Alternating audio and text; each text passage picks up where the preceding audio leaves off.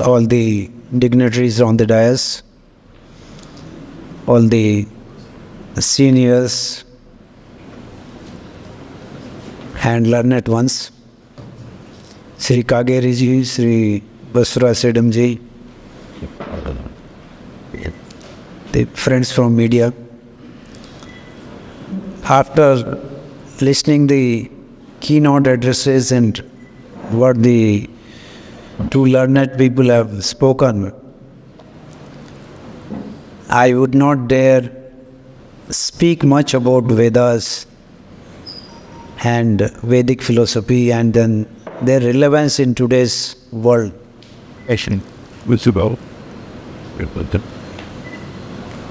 In India, we know much about our own culture. Outside India, there are other cultures. If we see from historical perspective, there are only two civilizations which have continued from the prehistoric period till now on a continuous basis.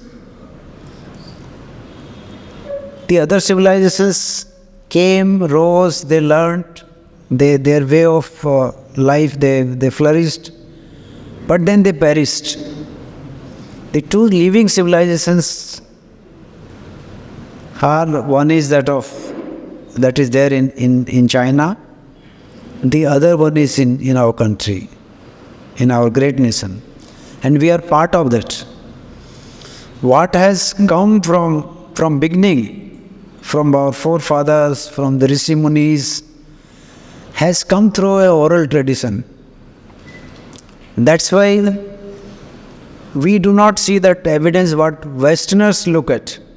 We see from Westerners' perspective how the Oriental philosophies, and that's why you will see such comments which they have mentioned and referred to. Without knowing anything, they made comments. And everything they talk about science and experiments. And the science itself knows so less about the whole cosmos and about the universe. Even today, as we talk today, the science knows very, very little about how the whole cosmos works. Whereas our Rishi Munis have explored so much that science cannot explain. And the other statement we generally made is that the science, where boundaries of science end, that is where the spirituality starts. So that is where the knowledge, further knowledge starts.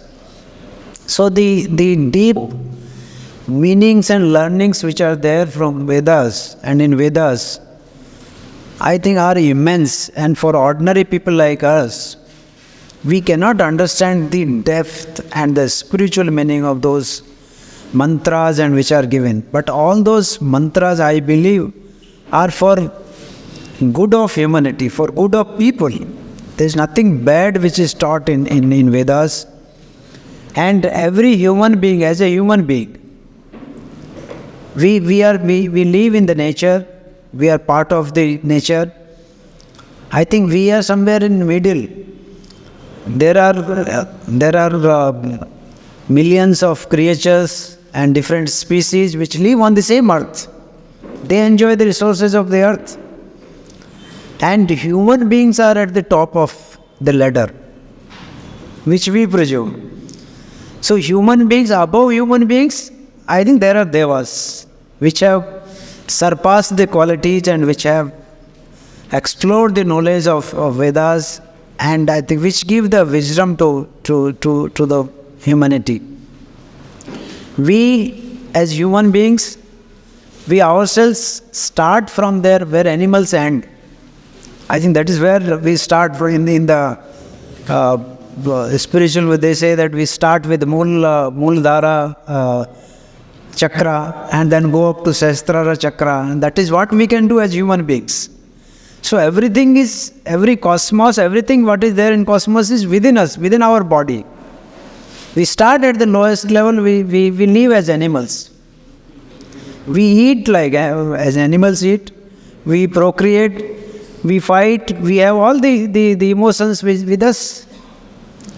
But then those who evolve beyond that, beyond the middle level and go up to heart chakra, to higher chakras, I think they are the evolved beings, and we call them enlightened ones. We have seen many people in our lifetime. I am fortunate to have met Sri R.L. Kashyap ji, who dedicated his life for making the knowledge of Vedas available to us, translate those things. There are many people who have done that, those efforts. But still, what has been explained to us and what is available with us is still not the whole truth. It's like we exploring, the blind people exploring the elephant, the size of elephant, and imagining that thing. So the whole truth is something different. When we say, we ourselves feel and really appreciate that I am part of the Brahman, I am part of the Lord, I am part of the superpower, then only I can realize the immense potential of that nature. And that potential is available in everybody else. So that way there is no enemy, there is no enmity, there is no competition. We can all exist and coexist in peace. That is what our gurus speak, that is what all religions speak, that is what the learned ones tell us to humans as to how to move forward. Today we are reinventing technology. We are trying to move forward, try to learn more and more. But in the process, what is good, I think we are leaving it. That is where the crisis is coming in the society. In today's society, in previous times, whatever our parents used to say, we used to follow blindly. We used to accept that. But today everything is questioned. The new generation is not accepting it.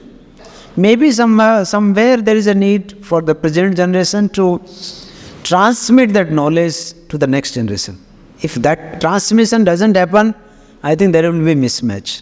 And that's the reason why many of the things which are bad in technology and what is bad in Western societies, people tend to accept that easily, aping those cultures, forgetting our own things, not valuing what is good for us as human beings, and what has been taught by our people, our seniors, our gurus, our rishis. That if we don't implement and imbibe in our own life and don't transmit it to the next, I think we are not doing the service to the next generation. I think this conference is very apt. Sri Jagirdar ji and his team has put in a lot of efforts. I think this is the second program we are doing along with them from our university side. We are partnering with them.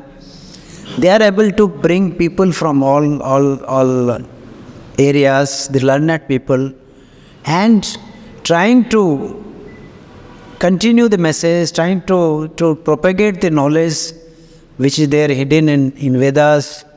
I think they are doing great service. I am really grateful and thankful to Shakshi for all the efforts that they are making.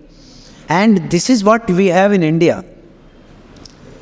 As Indians, I think we should be proud of the heritage we own. So that the responsibility on all of us is cast to enrich that heritage, to live that heritage. See, we all have to live our life as individuals. There is nothing and we know the fact that we are not going to be here permanent. So if we know that fact, then whatever profession I do, wherever I live, on this pious earth, in this country, I should do my duty, because there is no escape from doing duty. That has been told to us by Lord Krishna, that without duty nobody can exist. The world will not run. So we have to do our duty. We have to do our duties in a right way, and then move forward. If we do that service, and that is the greatest service to us, I must thank once again to the organizers for inviting me and giving me this opportunity. Thank you very much.